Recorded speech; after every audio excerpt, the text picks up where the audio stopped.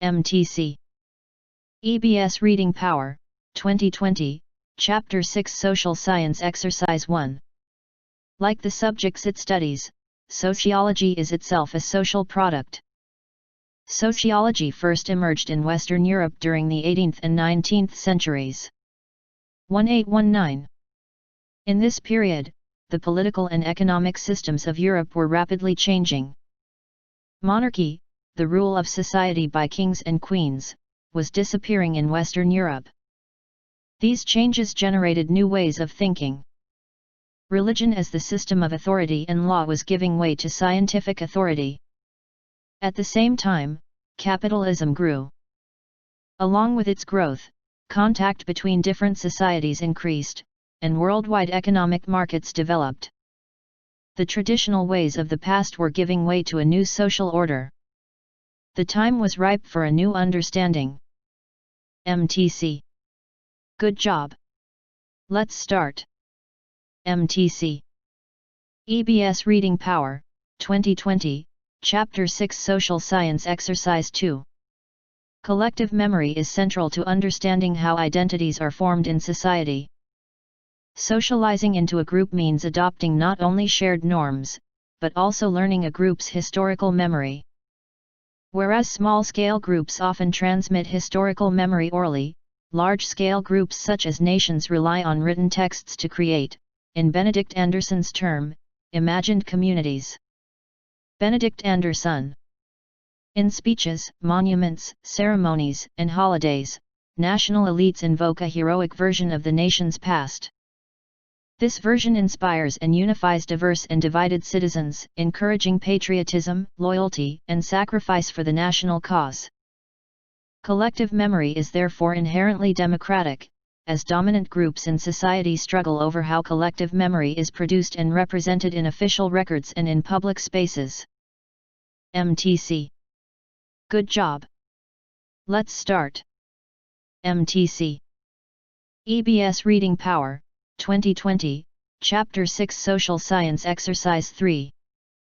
Half of the world's people who now live in cities experience the most artificial environment ever created by humans. Large areas of countryside have been destroyed by the spread of houses, roads, and shopping centers across what were once fields and woodland. In the 1990s alone, over 800,000 hectares of European land was built on.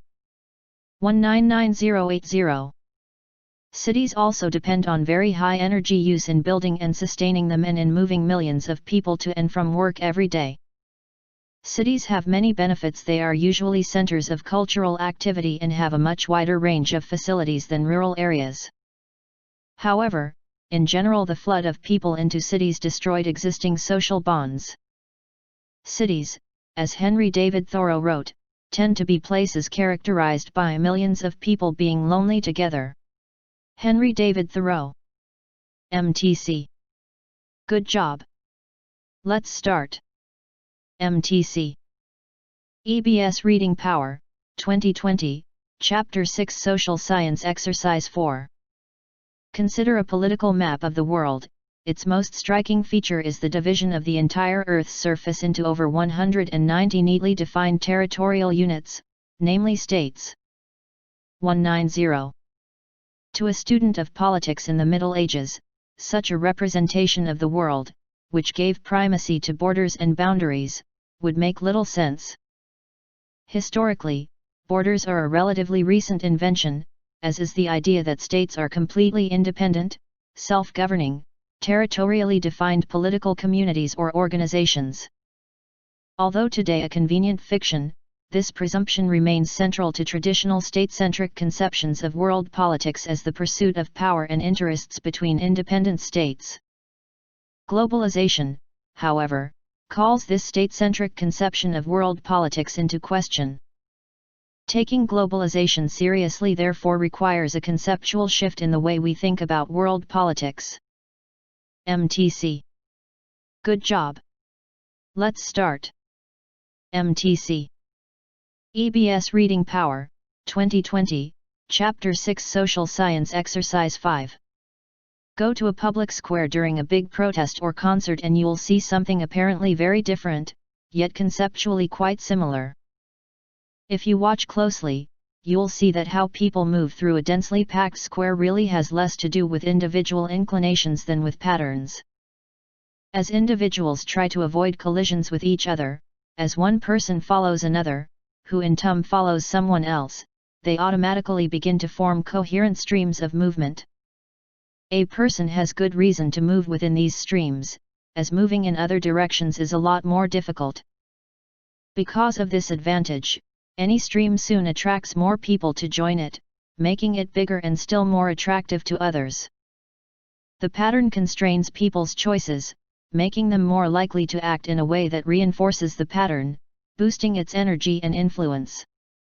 MTC. Good job. Let's start. MTC. EBS Reading Power, 2020, Chapter 6 Social Science Exercise 6. There is one key difference between dream thoughts and our thinking while awake. One of the lessons we learn in life is that certain actions, even thoughts, are not permissible in the real world. For example, we learn that we cannot immediately fulfill our desires. There are rules against grabbing the money in the cash register at a store, and constraints on interacting with a person to whom we may be physically attracted.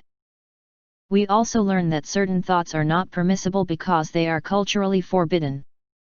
As we learn professional skills, we learn the ways of thinking that are recognized and rewarded in our professions, and thereby avoid patterns of thought that might betray the methods and norms of that profession. Many of these taboos are worthwhile, as they enforce social order and consolidate progress. MTC. Good job. Let's start. MTC. EBS Reading Power, 2020, Chapter 6 Social Science Exercise 7.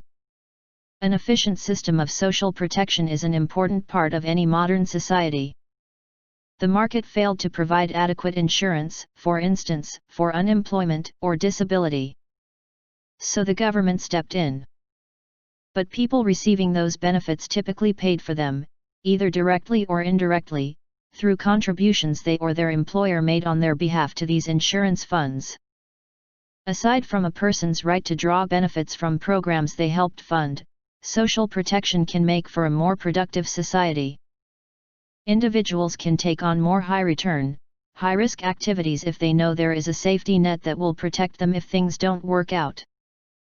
It's one of the reasons that some economies with better social protection have been growing much more rapidly than that of the United States, even during the recent recession.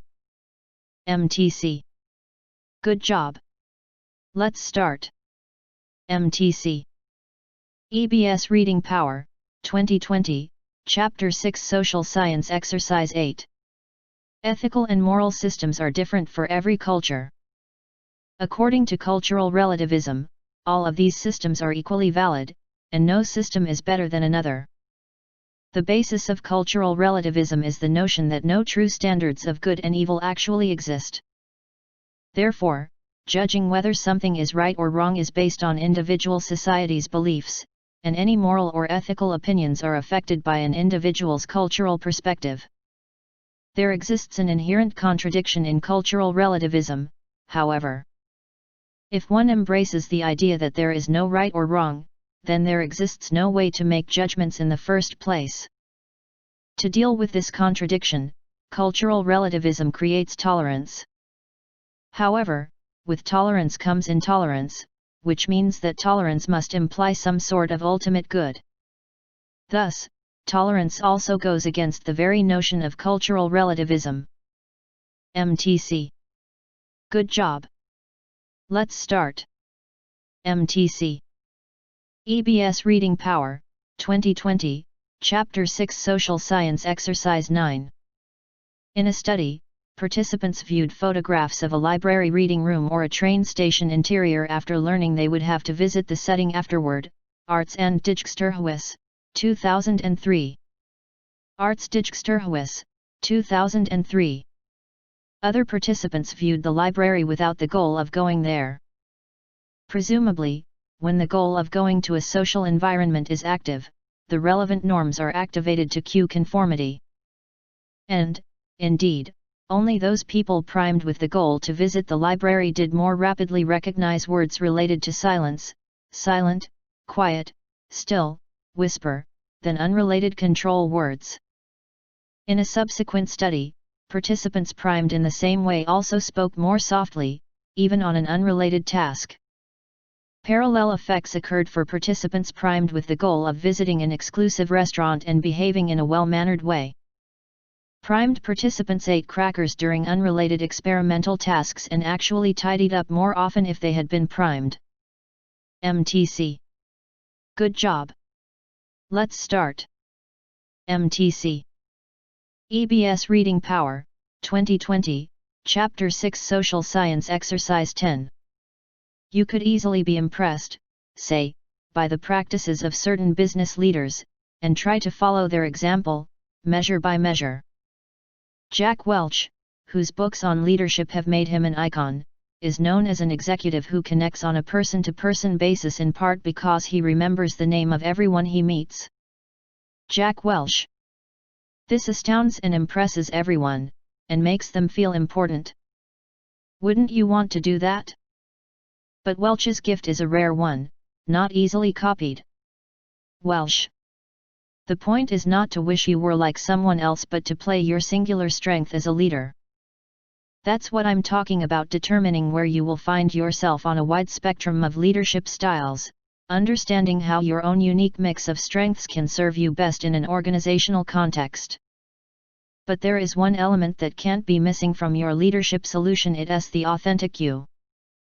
MTC. Good job. Let's start. MTC. EBS Reading Power, 2020, Chapter 6 Social Science Exercise 11. Do not assume that trusting your opponents is essential for a proper negotiation process, collaboration, and an integrative outcome. Trustfulness may make you vulnerable, thus, your opponent's behavior may become harmful and damaging. Being trusting may also blind you to the possible manipulation of your opponents. It is possible that suspicion and distrust may motivate you to search for essential information about your opponents and, at the same time, serve as a defense mechanism and coping strategy against your opponent's potential manipulations.